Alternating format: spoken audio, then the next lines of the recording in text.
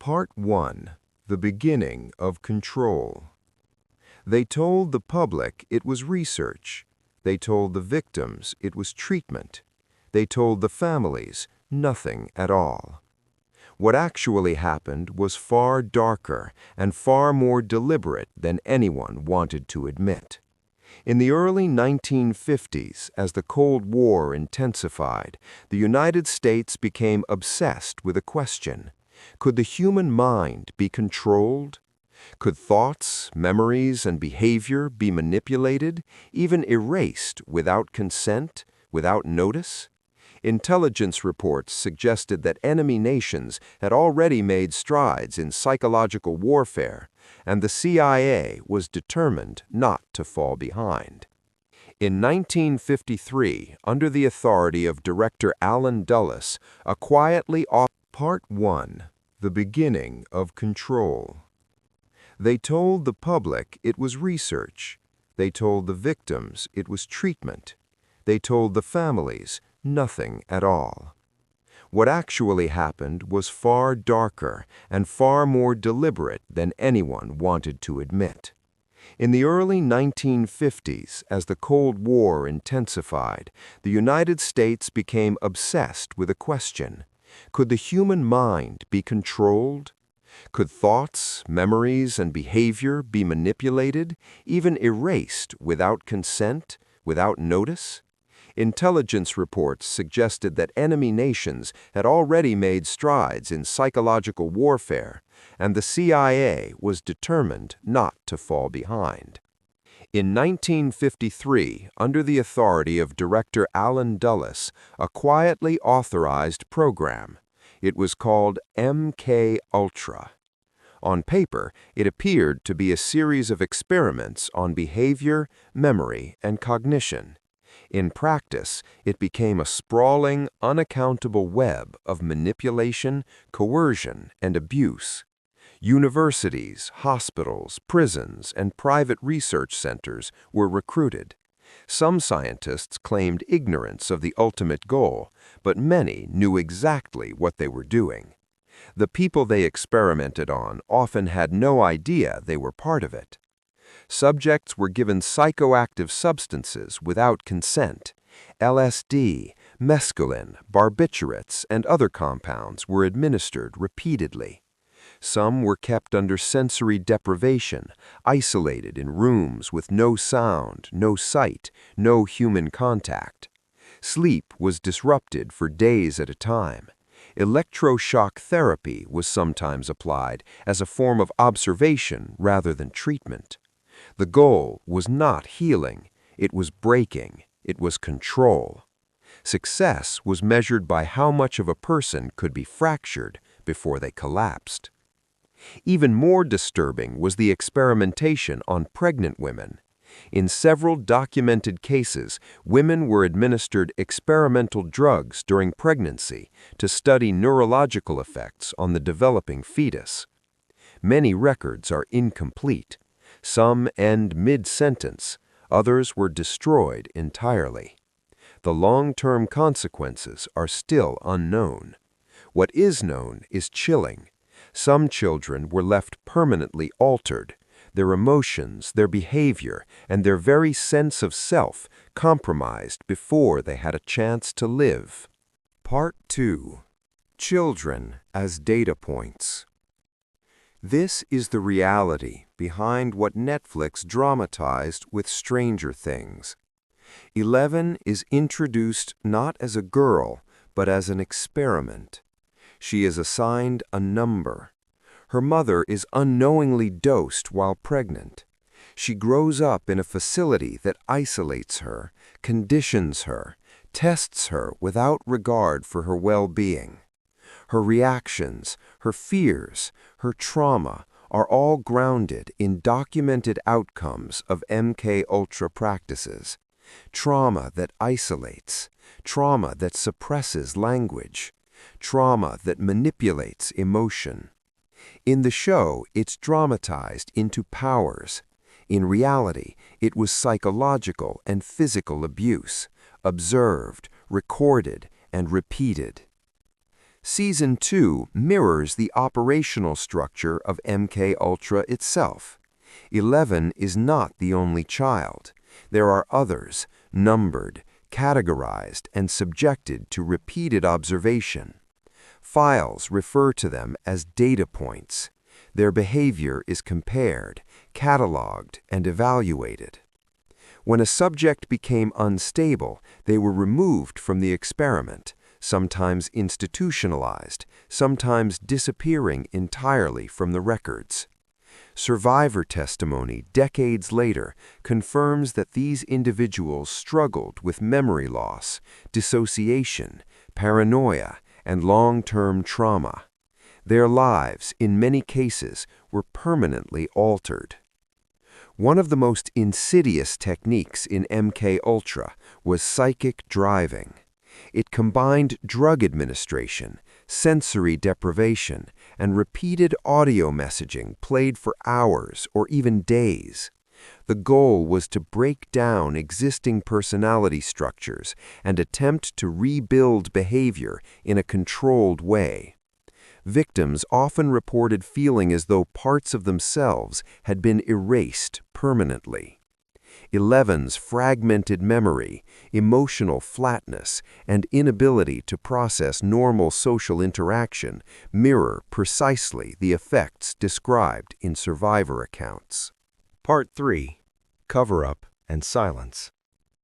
By Season 3 of the show, the story shifts toward institutional cover-up. The lab falsifies reports, manipulates public perception, and controls the narrative. That mirrors reality. In 1973, as journalists and lawmakers began demanding accountability, CIA Director Richard Helms ordered the destruction of most MKUltra records. Entire sub-projects vanished from documentation. Investigators later admitted that without these files, the full scope of MKUltra could never be determined. Families searching for answers were met with silence. Survivors were left with trauma, but no acknowledgement, no closure, no justice. The program did not end because it was completed. It ended because it was exposed. The destruction of evidence ensured that accountability would be partial at best. Documents revealed that participants were deliberately cataloged as numbers, not people. Observers recorded their reactions, cataloged their behavior, and when someone became too unstable, they disappeared from files. Some were institutionalized, some died. Others were ruled suicides under questionable circumstances. Part 4. Long-term consequences. Season 4 of Stranger Things dives into the long-term consequences of trauma. Survivors confront buried memories and invisible chains that shaped their lives. In real MKUltra cases, the most severe effects often appeared years later. Difficulty forming relationships, inability to trust authority, anxiety, rage, and emotional instability were reported. Survivors described feeling watched, studied, and monitored long after the experiments ended. Some experienced sudden breakdowns triggered by memories they could not consciously recall. Some reported a permanent loss of identity. Patterns emerge when you look at MKUltra in its entirety. Multiple experiments across different facilities using the same methods over decades, all targeting vulnerable populations and all systematically destroyed from official records. Netflix dramatizes this, but it is grounded in reality. Children assigned numbers, isolation and conditioning, repressed memories, long-term psychological damage, and institutional cover-up. Every season corresponds to a stage: recruitment, experimentation, concealment, and aftermath. Part 5. The Legacy of MKUltra. When the series ends, the lab is destroyed, the truth emerges, and justice is implied. In real life, MKUltra ended quietly, without resolution, leaving scars that continue to ripple decades later. The program did not fail because it was stopped. It failed because it existed at all. The lives it touched were treated as data points rather than humans. The consequences are impossible to fully measure. Survivor accounts describe a lingering fear, a constant sense of observation, and a life shaped by events they could not comprehend at the time. Some disappeared entirely. Families remain without answers, and the questions about what else was done, who was affected, and what might still be hidden remain unanswered. The story of MK Ultra, as mirrored in Stranger Things, is not about supernatural powers. It is about control, exploitation, and fear. It is about what happens when morality is subordinated to perceived necessity, and when those in authority can erase evidence, manipulate narratives, and leave victims without acknowledgement. The most unsettling truth is this: the consequences of MK Ultra have never fully ended. They persist in the trauma, the missing histories, and the silence that still surrounds the program. The story begins to deepen when you realize that the people behind MK Ultra were not rogue scientists or shadowy figures in the dark. They were employees of the United States government, working under official authority. The ethical lines they crossed were not blurred, they were erased entirely.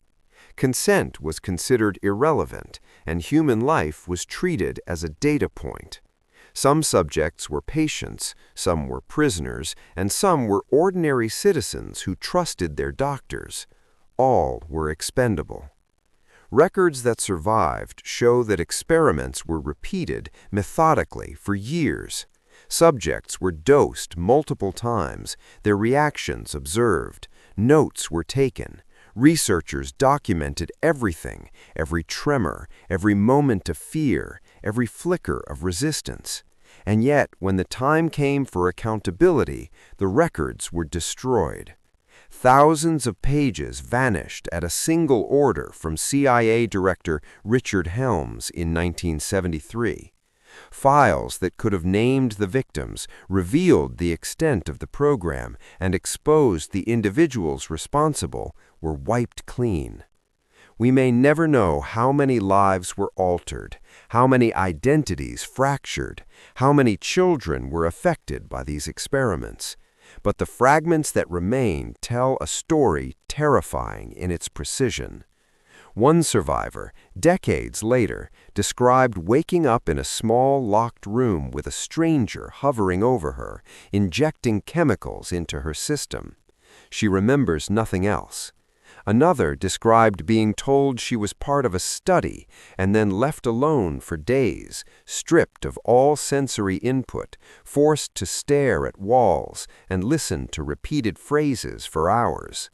Memory, identity, and reality itself became tools to manipulate. In Stranger Things, 11 experiences similar isolation. She is stripped of her name. She is subjected to stress, fear, and testing without understanding why. Her trauma is dramatized into powers, but the foundation, the experimentation, is all drawn from real history. Every number assigned to a child in the show mirrors the way MK Ultra cataloged subjects. Every observation mirror, every controlled environment, every psychological test is lifted almost entirely from documented accounts. As the narrative unfolds, it becomes clear that MK Ultra was not just about experimentation, it was about preparation. The CIA wanted to know if humans could be trained, conditioned, or controlled to perform tasks beyond ordinary perception. They wanted subjects who could endure extreme mental stress, follow commands without question, and respond to stimuli in ways that defied conventional psychology. The show's later seasons explore the long-term consequences of this kind of conditioning. Season 4, for example, is about confronting memories that were suppressed, about survivors trying to piece together lives that were stolen from them. The real-life counterparts of these children experienced similar lifelong challenges. They suffered from anxiety, dissociation, paranoia, and identity loss. Some had trouble forming relationships. Others reported persistent fear and emotional instability. They lived with the consequences of control long after the experiments ended. No criminal charges were ever filed. No one went to prison. The Senate hearings of the 1970s exposed MKUltra and called it unethical, illegal, and unacceptable, but there was no real accountability. The program officially ended, but the knowledge, the methods, and the trauma remained. Some researchers continued to use what they learned in other programs. Some subjects were left with permanent psychological scars. Families were left with questions and silence. What makes the story even chilling is the intentionality. MKUltra was not the result of a single unethical choice. It was systemic.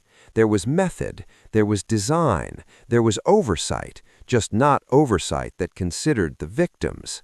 The program ran for years across multiple facilities, repeated again and again with the same methods. Vulnerable populations were deliberately targeted: prisoners, patients, children, even pregnant women. And every time a subject became uncooperative or unstable, they disappeared from the files. Some were institutionalized, some were abandoned, others were dead. Netflix dramatizes this systemic abuse in a way that is startlingly accurate.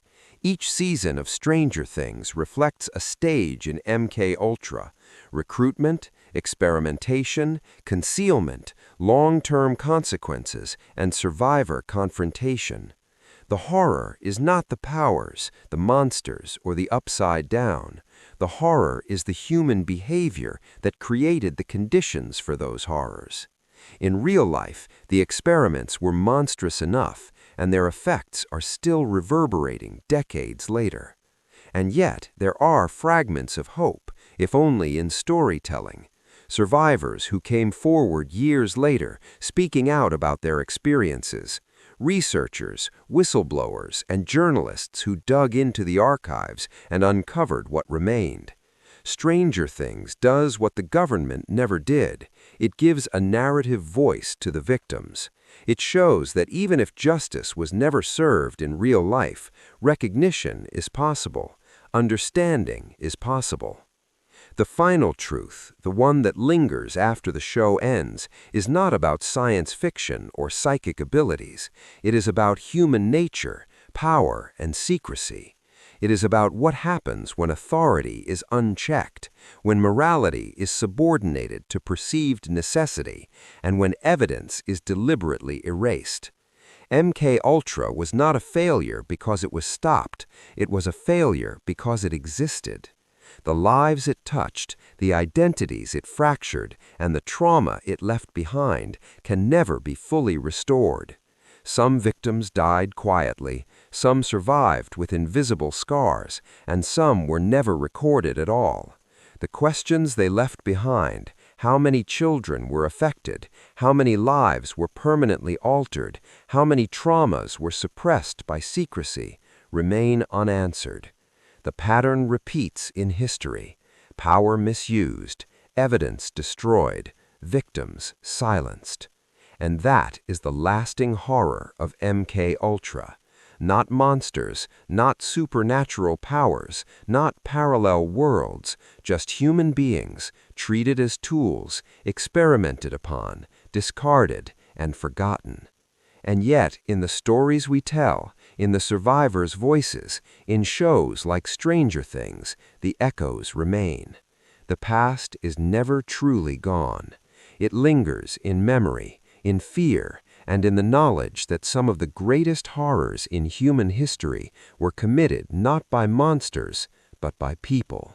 Even now, decades later, the magnitude of what happened under MKUltra is hard to fully grasp. We know fragments, surviving memos, sworn testimony, and accounts from a handful of survivors. But what about the stories that were erased forever? What about the children whose names were never written down, the adults who vanished quietly, the families who were never told that their loved ones were part of an experiment? There were patterns. A child would be brought into a facility, often under the guise of medical research or care. They would be assigned a number. Names were irrelevant. Dates of birth were irrelevant. The only thing that mattered was observation. They would be given tasks, asked to respond to stimuli, sometimes under extreme stress, sometimes under isolation. Researchers documented every reaction, every change in behavior, every moment of resistance. When a subject failed to conform, when they reacted unpredictably, when they displayed emotion outside the parameters the experimenters wanted, they were removed from the study. Often they were institutionalized. Sometimes they were simply erased from the records. Psychologists working on MKUltra described their objectives clinically, but in reality they were harrowing. The goal was not to heal, not to teach, not even to understand.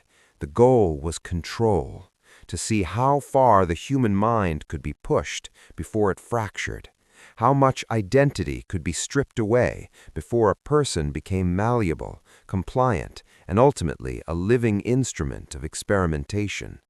One survivor would later describe what she remembered: the constant lights, the sharp voices of the experimenters, the smell of chemicals in the air. She recalled being strapped down, her vision narrowed, her senses manipulated until she could no longer distinguish reality from experiment. The memos show that these experiences were repeated for weeks, months, and in some cases years. Each reaction meticulously noted, each breakdown considered data, each child studied as if they were both a subject and a machine. Netflix dramatizes this through 11, her isolation, her fear, her confusion. The show heightens the drama with imagined powers, but the foundation is real. The psychological and emotional trauma she experiences is drawn directly from MKUltra records and survivor testimony. The numbering of the children, the manipulation, the testing, all of it mirrors documented practices. And it did not stop at children. Adults were subjected to similar experiments, often without consent. Prisoners, patients in hospitals, even civilians who volunteered unknowingly for research studies were given LSD and other psychoactive substances. Some were forced into sensory deprivation, some were given repeated electroshock therapy, some disappeared entirely. Others experienced psychological deterioration so severe that they could no longer function in society. Families described sudden personality changes, unexplained fear and aggression. One woman reported never fully recognizing herself in the years after the experimentation ended. The program was methodical in its destruction as well. In 1973, when inquiries began, the CIA ordered nearly all MKUltra files destroyed. The order was absolute. Thousands of pages vanished. Sub-projects were erased. Victims could no longer be identified. Evidence that could have led to accountability was eliminated. The program had effectively removed itself from history. Survivors were left with fragmented memories, lingering trauma, and no validation of their experiences. This systemic erasure is echoed in the later seasons of Stranger Things, when Hawkins' lab attempts to control the narrative. Records are hidden, deaths are falsified, memories are manipulated. The show mirrors the methods of the real MKUltra program: concealment, narrative control, and the systematic denial of truth. And the long-term consequences were devastating. Survivors who came forward decades later describe a lifetime of struggle, inability to form normal relationships, persistent fear, anxiety, depression, and memory gaps. Some reported sudden episodes where traumatic memories would resurface without warning, leaving them unable to cope. Identity itself became a fractured concept. Who they were before the experiments often ceased to exist, replaced by a shell shaped by trauma and observation. Even after MKUltra was officially ended, the repercussions persisted. Researchers applied what they had learned in other programs. Methods designed to manipulate thought and behavior were used elsewhere in the intelligence community. Survivors carried invisible scars. Families carried unanswered questions. Society at large had no knowledge of the scale or depth of the program. What makes the legacy of MKUltra so chilling is the intentionality. This was not a mistake. It was systemic. It was methodical. It was carried out under official authority, funded by government budgets, and shielded by secrecy. The ethical violations were deliberate. The manipulation of human life was calculated. And yet, for all its horror, most of it was never legally challenged. Netflix's Stranger Things dramatizes the extreme outcomes, giving the audience a tangible antagonist in the form of the lab. But the real horror lies in the mundane reality. Human beings treated as instruments, stripped of identity, observed, manipulated, and discarded. That is the real upside down. Not a parallel dimension, but a world of secrecy, power, and control, operating within our own. Even now, the story continues. Survivors age, stories are told, and fragments of truth emerge from archives, whistleblower accounts, and declassified files. Each revelation adds another layer of horror. How many children were experimented on and never accounted for? How many lives were permanently altered without recognition? How many tragedies remain hidden behind the destruction of evidence? The answer is unknowable, but what is certain is this: MKUltra was real, it was systemic, it was deliberate, and the human cost was immense. The series of events that inspired Stranger Things is not fantasy, it is a reflection, a dramatization, and a warning. A warning that when authority is unchecked, when morality is ignored, and when secrecy prevails, ordinary people can become instruments in experiments that defy justice and humanity itself. And so the story continues, not as fiction, not as speculation, but as truth. The lab is gone, the records destroyed. The children and adults who survived carry their trauma silently, and the world can only attempt to understand, to imagine, and to remember. Because if we forget, we risk repeating the same horrors in the same way all over again. Even as decades passed, the echoes of MKUltra could not be erased. Survivors described waking in strange rooms, unaware of what had been done to them or why. Some recalled being given injections while unconscious. Others remembered the constant presence of observers, taking notes, recording reactions, watching every twitch, every blink, every flinch.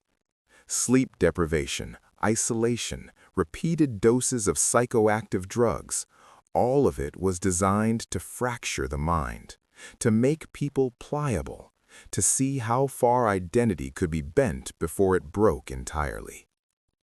Some of the children who survived remembered flashes of other children, numbered children, cataloged and tested side by side. In Stranger Things, this became the parallel storyline of the other test subjects, children with numbers instead of names, subjected to identical procedures, observed in isolation, pushed to the brink. In reality, these children were never granted names in files, only codes. In some cases, their parents were told they were part of medical research. In other cases, parents were never informed at all.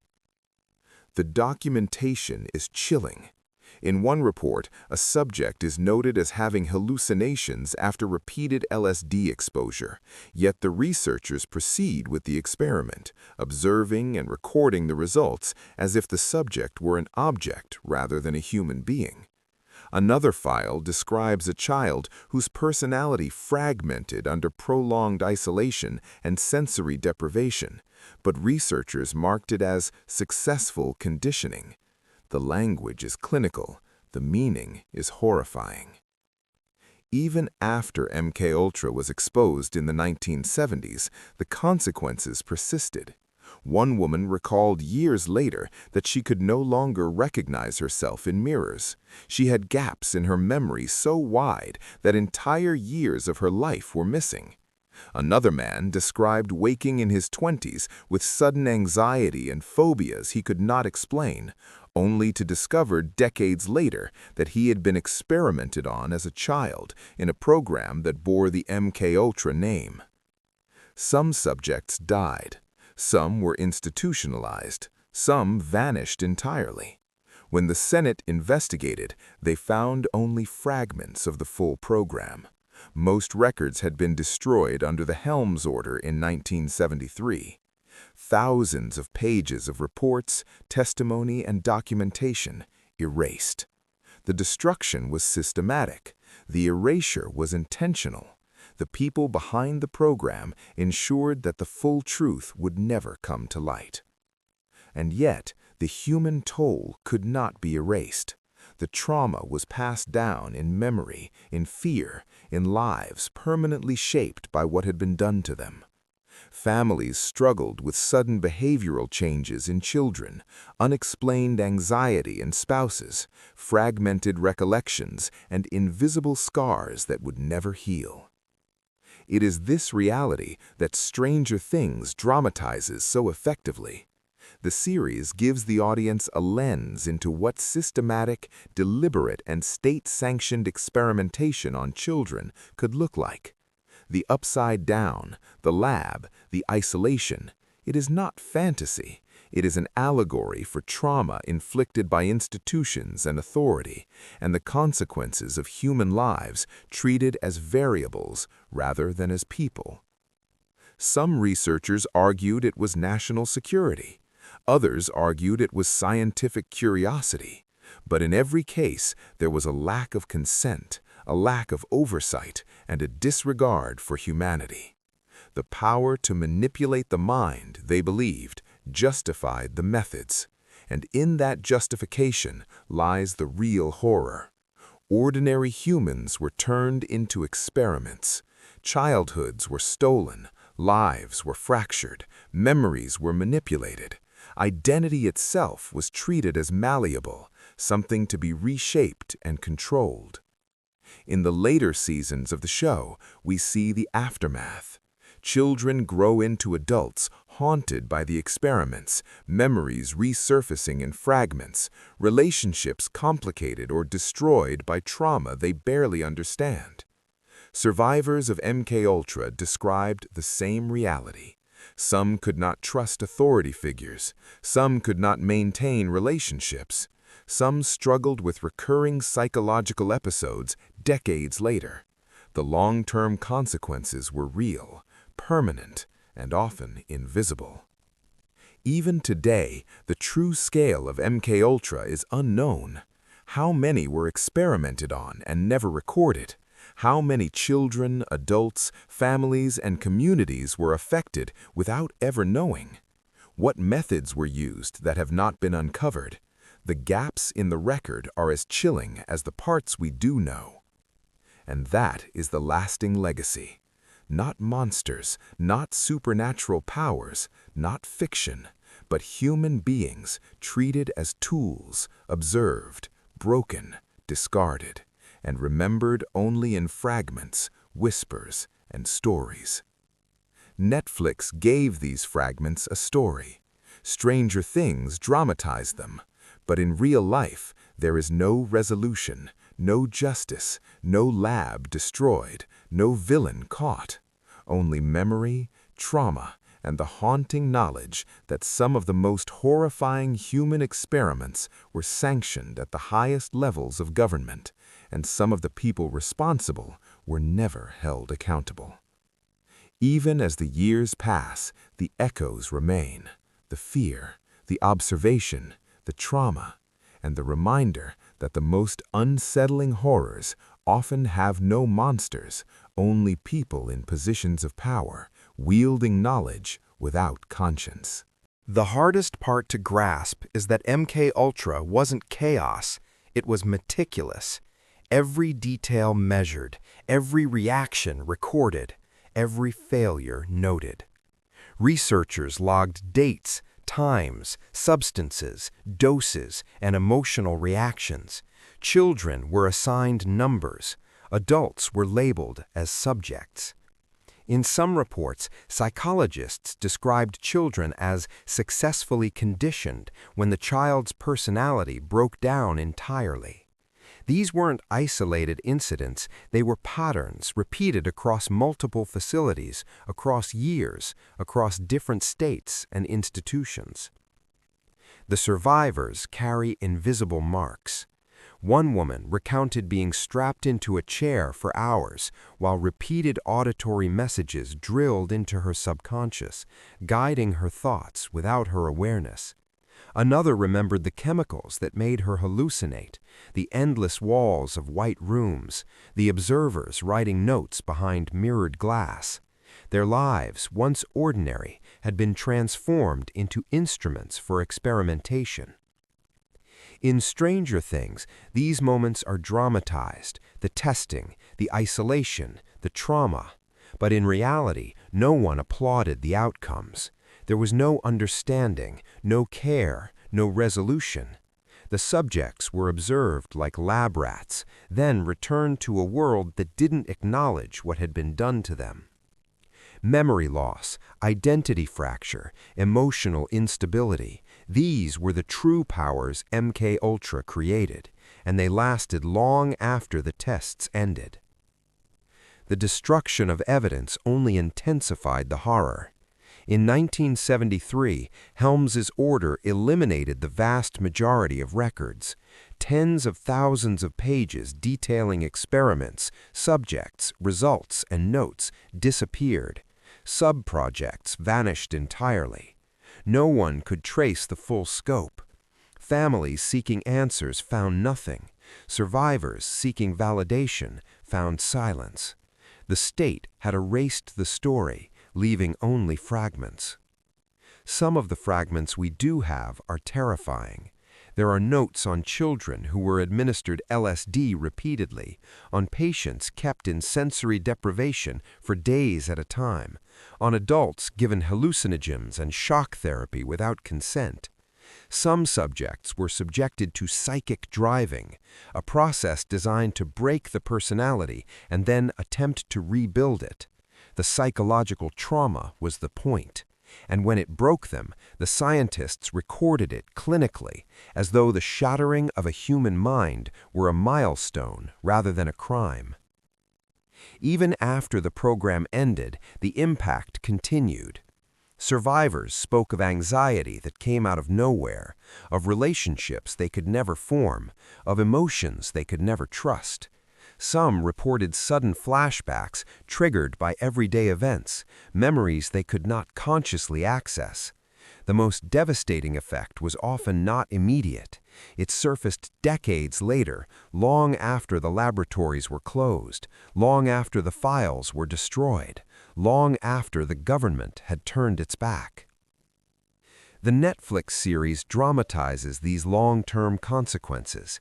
Each season escalates, showing children grappling with identity, confronting past trauma, and struggling to reclaim their lives. In real life, there was no season finale, no lab explosion, no resolution. Only people trying to survive the aftermath of state-sanctioned psychological abuse. The true crime of MKUltra is in its scope and design. It was never a mistake. It was never an experiment that spiraled out of control. It was authorized at the highest levels, funded deliberately, carried out methodically. Children, adults, prisoners, and civilians were chosen, dosed, isolated, and observed. When they were no longer useful, or when their reactions were inconvenient, they were discarded, institutionalized, or erased from records entirely. Even today, the shadows linger. Files remain classified, victims' names remain unknown, questions remain unanswered. How many lives were permanently altered? How many children were experimented on and forgotten? How many adults were silently traumatized for decades with no recognition, no apology, no justice? The pattern, the method, the design all remain. The consequences continue. And yet, in the stories we tell, in the dramatizations we watch, there is a chance to understand. Stranger Things does what the real world never could. It gives form to trauma, a narrative to suffering, and a voice to victims silenced by bureaucracy, secrecy, and destruction of evidence. The show amplifies the horror, yes, but it also reminds us that real-life experiments, sanctioned by governments, do not need monsters or parallel dimensions to be terrifying. MKUltra's legacy is a cautionary tale. It is a reminder that the most disturbing experiments are sometimes carried out in plain sight, that children can be used as instruments, that adults can be manipulated for research, that morality can be subordinated to perceived necessity, and that even when programs end, when laboratories are closed, when files are destroyed, the trauma, the fractured identities, and the unanswered questions remain. No law was broken that could not be hidden. No experimenter faced a courtroom. No apology was offered.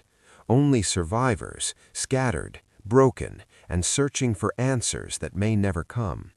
And yet, in remembering, in documenting, in telling these stories, there is power. Power to acknowledge the victims, power to ensure the mistakes are not forgotten, power to warn future generations that the human mind is not a tool to be controlled, and that some experiments leave scars that can never be erased. Because the story of MKUltra is not finished, it cannot be. The children who were numbered, the adults who were observed, the families who were silenced, they are still part of the narrative. The laboratories are gone, the files are destroyed, but the echoes remain. The fear remains. The trauma remains. And as long as we tell the story, as long as we remember, the victims will not be completely forgotten. Even as the years pass, the echoes remain. The fear, the observation, the trauma, and the reminder that the most unsettling horrors often have no monsters, only people in positions of power, wielding knowledge without conscience. MKUltra may have officially ended, the labs may have closed, the files may have been destroyed, but the consequences, the fractured identities, the silenced voices, the lives forever changed, remain.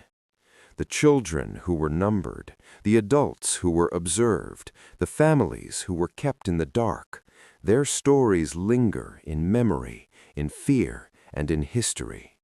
Because remembering is the only way to honor them, and telling the truth is the only way to prevent it from happening again. If you found this story compelling, disturbing, or thought-provoking, don't forget to subscribe to NOXHOUR for more deep dives into the hidden, the mysterious, and the unexplained. Hit that like button if you want more investigative narratives, and turn on notifications so you never miss a chilling story from the shadows of history. This has been NOXHOUR, where we uncover the truths they hoped you'd never see.